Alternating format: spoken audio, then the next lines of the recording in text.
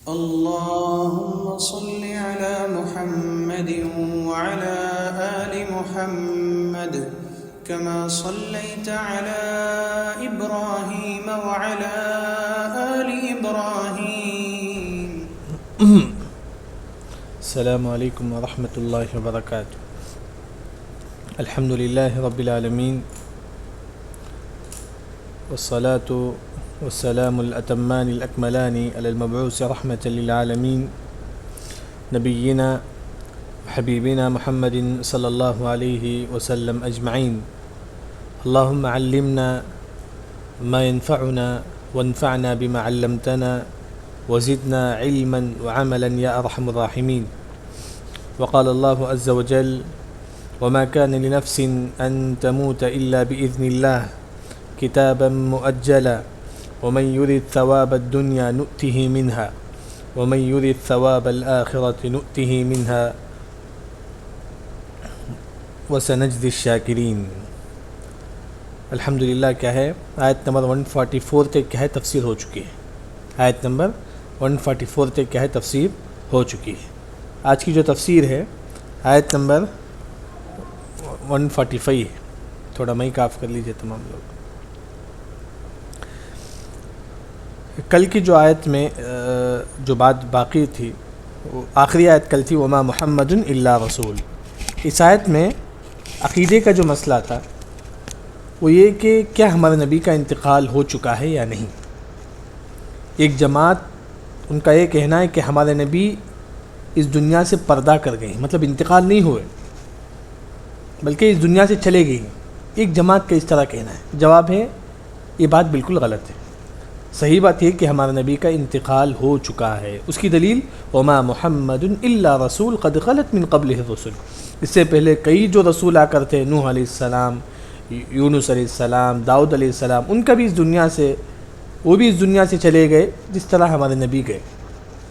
اس وجہ سے یہ بات عقیدے کی جو بات معلوم ہوئی کہ ہمارے نبی کا انتقال ہو چکا ہے، یہ بات کیا ہے سب کو یاد رکھنا چاہیے. کیونکہ ایک جماعت ایسی ہے جو یہ کہتی ہے کہ ہمارے نبی کا انتقال نہیں ہوا بلکہ ہمارے نبی کیا ہے اس دنیا سے کیا ہے قبر کی طرف منتقل ہو گئے. یہ بالکل کیا ہے غلط بات ہے. صحیح بات یہ کہ ہمارے نبی کا کیا ہے انتقال ہو چکا ہے. دوسری جو بات ہے آیت نمبر 144 میں جو نصیحت ہمارے لیے اس آیت میں ہے وہ یہ ہے کہ اللہ نے اس آیت میں کیا فرمایا کہ دین ہمارے نبی کے انتقال پر ختم نہیں ہوگا. یہی فرمایا اللہ نے کہ اللہ نے فرمایا کہ وما محمد الا رسول قد خلت من قبلہ الرسل. محمد صلی اللہ علیہ وسلم کا اگر انتقال ہو جائے کیا ہے تم کیا دین سے مت پھیرو. یعنی کہ اللہ نے فرمایا کہ ہمارے نبی کا انتقال بھی ہو جائے تم کیا کرو دین سے مت پھیرو. اس سے یہ بات ہم کو معلوم ہوتی کہ ہم کسی عالم کو چاہتے ہیں، بہت زیادہ ہم اس عالم کی ہر بات ہم مانتے ہیں. اس عالم کے انتقال کے بعد یہ کہتے ہیں کہ اس عالم کی بات ہی صحیح ہے، دوسروں کے عالم کی بات غلط ہے. یہ غلط بات ہے. دین کسی عالم کے ساتھ خاص نہیں ہے. کسی عالم کے انتقال ہونے سے دین ختم نہیں ہوتا ہے. اسی وجہ سے اللہ نے فرمایا کہ محمد صلی اللہ علیہ وسلم کے انتقال ہونے کے بعد یہ دین ختم نہیں ہوگا بلکہ دین باقی رہے گا. کسی عالم کے انتقال کے بعد ہم کہنا کہ وہ عالم جو بولے وہی صحیح ہے، دوسرے تمام عالم بولے وہ غلط ہے. نہیں، ہم یہ دیکھیں گے کہ قرآن حدیث میں وہ بات ملتی ہے یا نہیں. اگر ملتی ہے تو الحمدللہ، نہیں تو نہیں. تو اس سے کیا ہے کسی عالم کے ساتھ دین کو خاص کرنا صحیح نہیں. عالم کے انتقال ہوں گے تو دوسرے عالم آئیں گے آپ کے پاس، تیسرے عالم آئیں گے، چوتھے عالم آئیں گے، یعنی کہ یہی عالم صحیح ہے، اس کے علاوہ تمام عالم غلط ہے. نہیں. اسی وجہ سے اللہ نے یہاں صحابہ کو نصیحت کرتے ہوئے کہا کہ وما محمد الا رسول. محمد صلی اللہ علیہ وسلم بھی ایک رسول ہیں، وہ بھی اس دنیا سے چلے جائیں گے، لیکن محمد صلی اللہ علیہ وسلم کے اس دنیا سے جانے سے آپ کے دین میں کوئی فرق نہیں آئے گا. آپ کا اپنا دین باقی رہے گا. صرف محمد صلی اللہ علیہ وسلم اس دنیا سے جائیں گے جس طرح تمام رسول جائیں گے. اسی طرح علماء آئیں گے، وہ جائیں گے اس دنیا سے، لیکن علماء جانے سے ہم یہ نہیں کہیں گے کہ صرف وہی عالم صحیح ہے دوسرے عالم غلط ہے. نہیں، ہم صرف کیا ہے قرآن حدیث کی بات کیا ہے ہماری.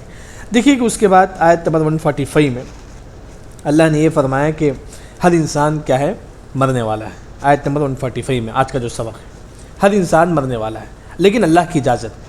اللہ تعالیٰ چاہے تو ہی کیا ہے اس انسان کی موت آتی ہے. ہر انسان کی موت آئے گی جب اللہ تعالیٰ چاہے. دوسری بات اللہ نے یہ فرمایا کہ 145 میں کہ اگر کوئی انسان دنیا چاہتا ہے تو اللہ تو اسے دنیا دے دیتا ہے.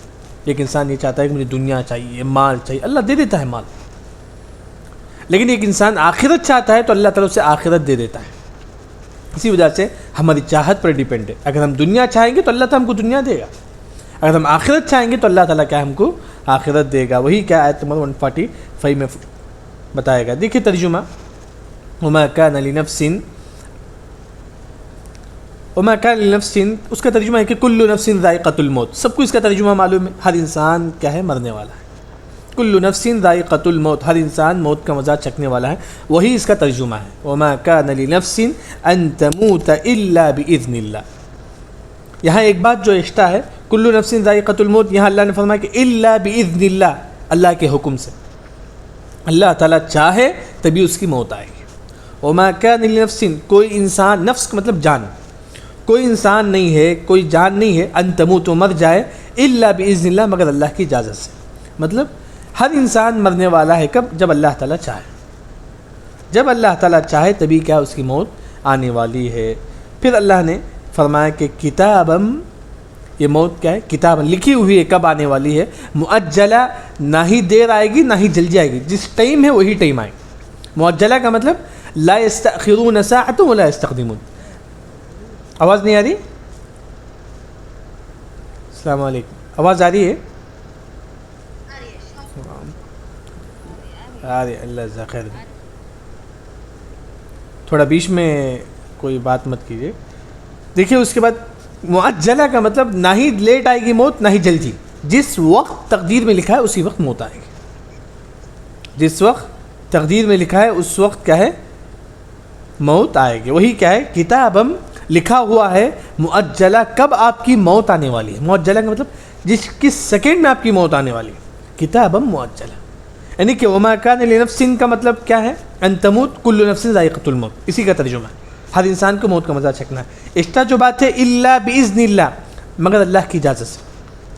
اذن کا مطلب اجازت, مطلب اللہ تعالیٰ جب چاہے گا تبھی کیا ہے میری اور آپ کی تمام کی کیا ہے موت آئے گی. پھر اللہ نے یہی فرمایا کہ کتابن, یہ موت کیا ہے, لکھی ہوئی ہے, مؤجلہ, کب آنے والی ہے. مؤجلہ کا مطلب کس سیکنڈ میں ہماری موت آنے والی ہے, یہ تمام چیز کا اللہ نے کہا ہے تقدیر میں لکھ چکا ہے. جیسا کہ اللہ نے فرمایا کہ ان اللہ عنده علم الساعة وينزل, ان اللہ عنده مفاتح الغیب لا يعلمها الا هو ويعلم ما في البر وما تسقط من ورقة الا يعلمها ولا حبة في ظلمات الارض ولا رطب في اي ارض تموت. اللہ نے فرمایا کہ کس زمین میں آپ کی موت آنے والی ہے. وما تدری نفس بأي ارض تموت, کس زمین میں آپ کی موت آنے والی ہے یہ اللہ کے علاوہ کسی کو معلوم نہیں. مطلب کس سیکنڈ میں آپ کی موت آنے والی ہے یہ اللہ کے علاوہ کیا ہے, کسی کو معلوم نہیں. وہی اللہ نے یہاں فرمایا کتابم مؤجلہ. مؤجلہ کا مطلب کس سیکنڈ میں آپ کی موت آنے والی ہے, کتابن, وہ چیز کیا ہے, لکھی ہوئی ہے. پھر اللہ نے فرمایا کہ ومن یرید, اگر آپ یہ چاہتے ہیں, ثواب الدنیا, دنیا اگر آپ چاہتے ہیں, ثواب کا مطلب مال, مطلب دنیا چاہتی ہیں آپ, مال چاہتی, دنیا چاہتی, نؤتی ہی, ہم اس کو دے دیں گے, منہا, دنیا. اگر ایک انسان دنیا چاہتا ہے تو اللہ تعالیٰ کیا اسے دنیا دے دیتا ہے. پھر ومن یرید, اگر آپ آخرت چاہتے ہیں, اگر آپ آخرت چاہتی ہیں, ثواب الآخرہ, آخرت چاہتی ہیں, مطلب ثواب کا مطلب یا جنت.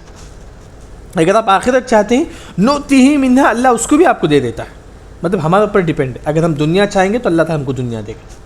اسی وجہ سے حدیث میں آتا ہے کہ دنیا جو ہے نا اللہ تعالیٰ تمام لوگوں کو دیتا ہے. ان اللہ یؤتی الدنیا من یحب ومن لا یحب الا الدین. اللہ کیا ہے, دنیا تمام لوگوں کو دیتا ہے. جسے اللہ تعالیٰ محبت کرتا ہے ایسے لوگوں کو بھی اللہ تعالیٰ دنیا دیتا ہے. جسے اللہ تعالیٰ محبت نہیں کرتا ایسے لوگوں کو بھی اللہ تعالیٰ دنیا دیتا ہے. لیکن آخرت, دین کسے دیتا ہے, الا من یحب, جسے اللہ تعالیٰ پسند کرتا ہے ایسے لوگوں کو بھی اللہ تعالیٰ دین کی سمجھ دیتا ہے, دین دیتا ہے. اسی وجہ سے اللہ نے فرمایا کہ اگر ہم دنیا چاہیں گے تو اللہ تعالیٰ ہم کو دنیا دے گا. ومن یرید ثواب الدنیا نؤتیہ منہا, اگر آپ دنیا چاہتے ہیں, مال چاہتے ہیں, تو اللہ دے گا. ومن یرید ثواب الآخرہ, اگر آپ آخرت چاہتے ہیں تو اللہ تعالیٰ کیا آپ کو آخرت دے گا. اللہ المستعان, اللہ تعالیٰ کیا آپ کو آخرت دے گا. آپ آخرت چاہتی ہیں, آپ آخرت چاہتی ہیں, تو اس کا کیسے ہم معلوم کریں کہ ہم آخرت چاہتے ہیں. یعنی اللہ نے فرمایا کہ ومن یرید, اگر آپ, یرید کا مطلب چاہنا, اگر آپ چاہتے ہیں آخرت, ہم کو کیسا معلوم ہے کہ ہم آخرت چاہتے ہیں. یعنی نیک عمل کرنا, نماز کی پابندی, صدقہ و خیرات, ذکر و اذکار, اللہ کا ڈر ہمارے دل میں ہمیشہ. اگر یہ چیز ہے تو سمجھو کہ آپ آخرت چاہتے ہیں. ومن یرید ثواب الآخرۃ نؤتیہ, نؤتی ہم دیں گے, منہا, آخرت, دیکھیے ہمارے اوپر ڈیپینڈ ہے، دنیا چاہے تو دنیا، آخرت چاہے تو آخرت۔ پھر اللہ نے فرمایا وَسَنَجْزِي الشَّاكِرِينَ، سین کا مطلب ان قریب، ان قریب سنجزی بدلا دیں گے، شاکرین شکر کرنے والوں کا، نجزی کا مطلب بدلا دینا، یعنی کہ اللہ نے فرمایا کہ ان قریب ہم کیا ہے شکر کرنے والوں کا کیا ہے بدلا دیں گے۔ شکر کرنے کے متعلق اس سے پہلے جو بات گزر چکی ہے وہ یہ ہے کہ شکر کی 3 قسم ہے۔ ایک ہے زبان سے اللہ تعالیٰ کا شکر ادا کرنا کہ الحمدللہ کہنا، دل سے اس نعمت کو ایکسیپٹ کرنا، دل سے ماننا کہ الحمدللہ اللہ نے مجھے وہ نعمت دی ہے، دل سے اسے کیا ہے بات ماننا چاہیے، یہ دوسری قسم ہے۔ ایک ہے زبان سے، ایک ہے دل سے، ایک ہے جسم سے۔ جسم سے شکر ادا کرنے کا مطلب اللہ کی اطاعت کرنا، نماز کی پابندی، روزے، زکوٰۃ وغیرہ دینا۔ اس شکر کی یہ 3 باتیں کیا ہے گزر چکی، ایک ہے زبان سے، دل سے اور جسم سے۔ یہاں ایک اور 2 بات یاد رکھیں، علی رضی اللہ عنہ فرماتے ہیں کہ شکر کا مطلب یہ ہے کہ دین پر ثابت قدم رہنا، دین پر ثابت قدم رہنا، یعنی کہ ہر چیز میں آپ کی زندگی کے جو معاملات ہیں آپ سے سمجھیں کہ دین کے مطابق گزاریں۔ بزنس کرتے ہیں تو دین کے مطابق، اگر آپ بزنس دین کے مطابق کرتے ہیں گویا کہ آپ نے اللہ تعالیٰ کا شکر بجا لیا۔ ازدواجی زندگی جو ہے نا، آپ اگر دین کے مطابق گزارتے ہیں گویا کہ آپ نے کیا ہے شکر ادا کیا۔ اپنے بچوں کا حق آپ ادا کرتے ہیں تو گویا کہ آپ نے اللہ تعالیٰ کا شکر ادا کیا۔ آپ بڑوں کا حق ادا کرتے ہیں گویا کہ آپ نے اللہ کا شکر ادا کیا۔ مطلب علی رضی اللہ عنہ فرماتے ہیں کہ آپ اپنے دین پر ثابت قدم رہتے ہیں، دین پر عمل کرتے ہیں کہ گویا کہ آپ نے اللہ تعالیٰ کا شکر بجا لیا۔ یہ چوتھا معنی ہے۔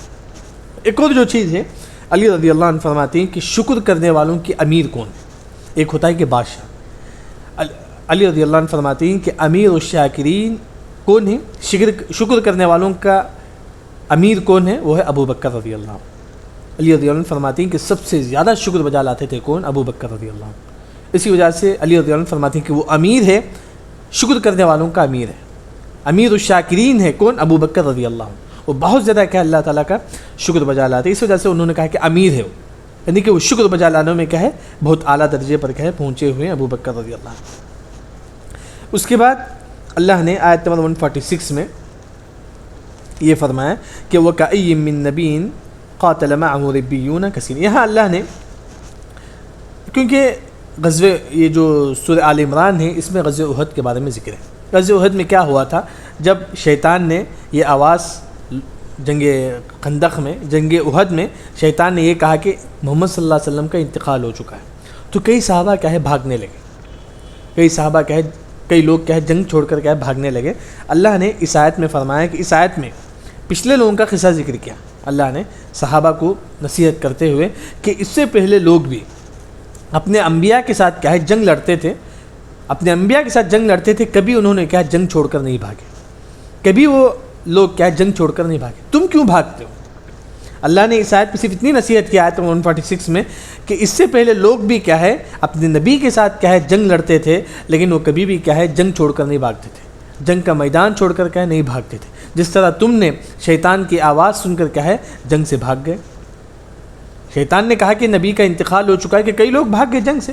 اللہ نے فرمایا کہ اس سے پہلے لوگ بھی کیا ہے اپنے نبی کے ساتھ کیا ہے جنگ لڑتے تھے، لیکن کبھی بھی کیا ہے انہوں نے کیا ہے جنگ چھوڑ کر، میدان چھوڑ کر کیا ہے نہیں بھاگے۔ اللہ نے نصیحت کرتے ہوئے کہا آیت 146 میں، دیکھیں کہ وَكَأَيٍّ، وَكَأَيٍّ کا مطلب کتنے ہی، یعنی کہ بہت زیادہ من النبی، نبیوں میں سے، مطلب کئی نبی ایسے تھے قاتل، جنگ لڑتے ہیں معه ان کے ساتھ، مطلب جس طرح ہمارے نبی کے ماننے والے کون ہی صحابہ ہیں، صحابہ کیا ہے ہمارے نبی کے ساتھ کیا ہے جنگ لڑے، کون جنگ احد وغیرہ لڑے۔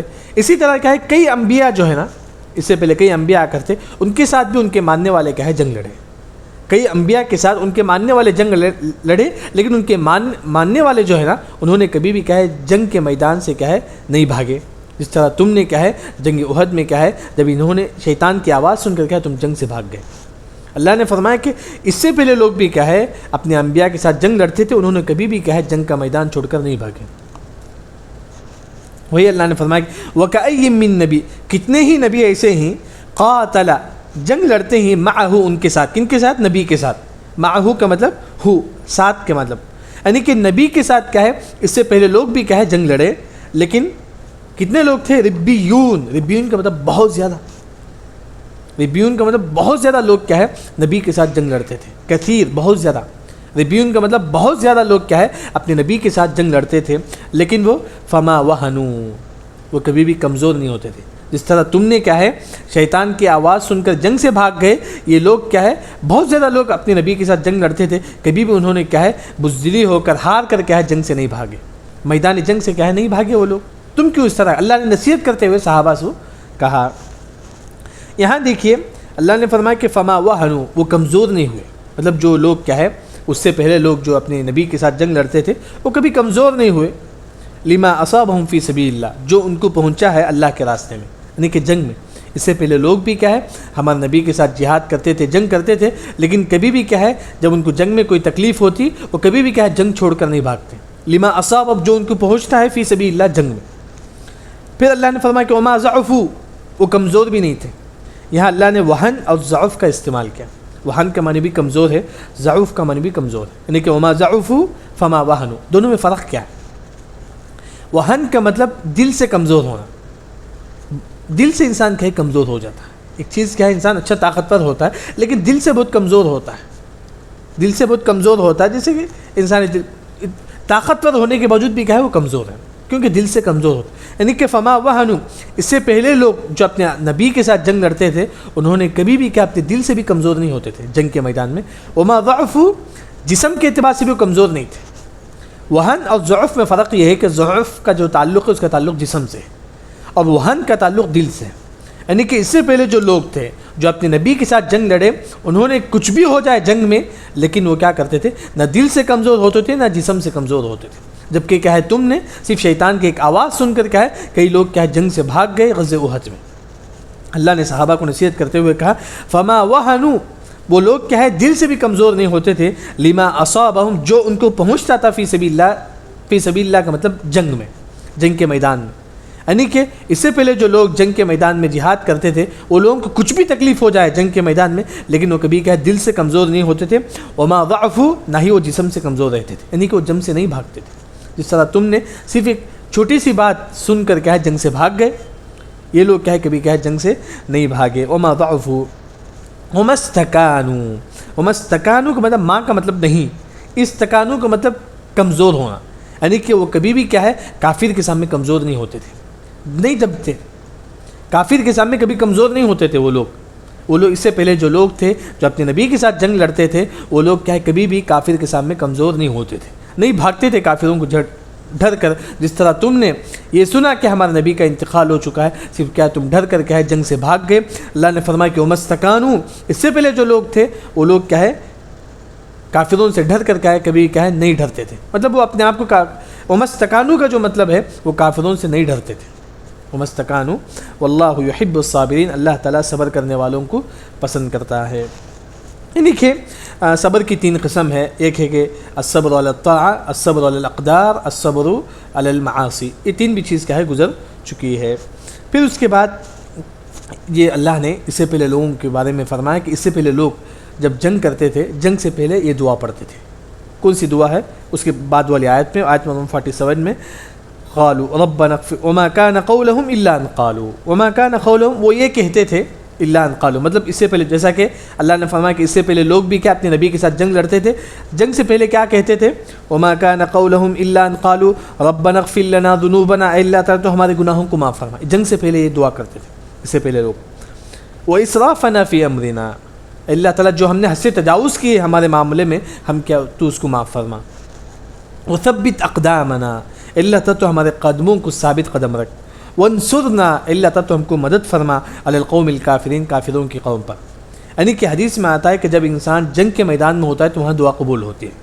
حدیث میں آتا ہے کہ عند لقاء العدو، جب آپ دشمن سے ملیں گے جنگ کے میدان میں تب بھی کیا ہے انسان کی دعا کیا ہے قبول ہوتا ہے۔ تو اس سے پہلے لوگ کیا ہے جب جنگ لڑتے تھے جنگ سے پہلے کیا ہے یہ دعا پڑھتے تھے، ربنا اغفر لنا ذنوبنا واسرافنا فی امرنا وثبت اقدامنا وانصرنا علی القوم الکافرین۔ دیکھیے کہ آیت نمبر 147 میں اس دعا کی جو تفسیر دیکھیے، یہ دعا کیا ہے؟ وما كان قولهم الا ان قالوا، الا ان قالوا وہ سب کہتے تھے، کون سب کہتے تھے؟ جو لوگ کیا ہے ہمارے نبی کے ساتھ، جو لوگ کیا ہے اس سے پہلے انبیاء کے ساتھ جنگ لڑتے تھے وہ جنگ سے پہلے یہ دعا پڑھتے تھے، ربنا اغفر لنا ذنوبنا، اے اللہ تعالیٰ تو ہمارے گناہوں کو معاف فرما۔ کون سے گناہ؟ چھوٹے گناہ۔ ربنا اغفر لنا ذنوبنا، اے اللہ تعالیٰ تو ہمارے صغیرہ گناہ جسے ہم کہتے ہیں، مطلب اللہ تعالیٰ تو ہمارے چھوٹے گناہوں کو معاف فرما۔ واسرافنا فی امرنا، و اسراف کا مطلب حد سے تجاوز کرنا، فی امرنا ہم نے، اللہ تعالیٰ جو ہم نے حد سے تجاوز کیا ہے، ہم نے حد سے تجاوز کیا مطلب حرام کام کرنا، واجب چیز چھوڑنا۔ اسراف کا مطلب شریعت میں یہ ہے حرام کام کرنا اور واجب چیز چھوڑنا، نماز چھوڑنا، حرام کام کرنا، یہ تمام چیزیں۔ وہ اسرافنا، جو ہم نے اسراف کیا ہے فی امرنا، ہمارے معاملے میں، مطلب کبیرہ گناہ۔ جنگ سے پہلے کیا ہے، یہ لوگ کبیرہ اور صغیرہ دونوں گناہ کی معافی چاہتے تھے۔ ربنا اغفر لنا ذنوبنا، یہ صغیرہ گناہ ہے، وہ اسرافنا فی امرنا، یہ کبیرہ گناہ کی بھی معافی چاہتے تھے۔ ہم ایسے بھی پڑھ سکتی ہیں دعا، صغیرہ اور کبیرہ گناہ کی معافی چاہنے کے لیے دعا ہے، وہ اسرافنا فی امرنا۔ پھر اس کے بعد وثبت اقدامنا، اللہ تعالیٰ تو ہمارے قدموں کو ثابت قدم رکھ، وثبت ثابت قدم رکھ ہمارے قدموں کو، یعنی کہ یہ اس کا 3 معنی ہے۔ شیخ ابن عثیمین رحمہ اللہ نے وثبت اقدامنا کے 3 معنی ذکر کرتے ہیں۔ ایک ہے وثبت اقدامنا جنگ کے میدان میں، اللہ تعالیٰ جنگ کے میدان میں کیا ہم کو ثابت قدم رکھ کافروں کے سامنے، یہ پہلا معنی ہے۔